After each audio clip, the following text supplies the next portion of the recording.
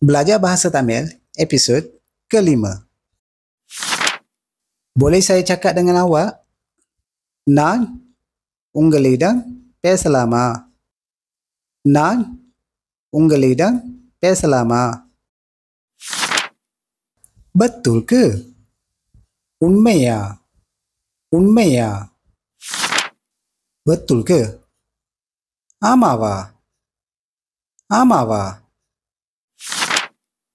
Saya suruh dia datang. நான் அவனை வர சொன்னேன். Ini antara kawan saja ya. Ada seorang datang. யாரோ ஒருவர் வருகிறார். யாரோ ஒருவர் வருகிறார். Ada soalan? Sila tanya. கேள்விகள் இருந்தால் கேளுங்க. கேள்விகள் இருந்தால் கேளுங்க.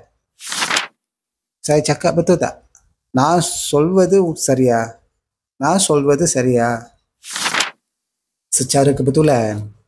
Tersayalaga. Tersayalaga. Saya kurang duit. என்னிடம் பணம் குறைவாக இருக்கிறது.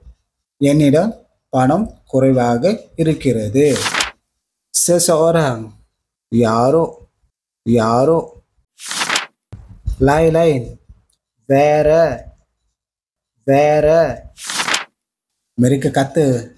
Mereka cakap. சொல்கிறார்கள். சொல்கிறார்கள். Lain kali. அடுத்த முறை.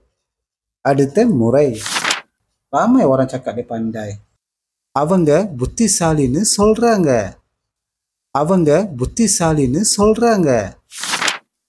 Ada lain lagi ke? வேற ஏதாவது இருக்கிறதா?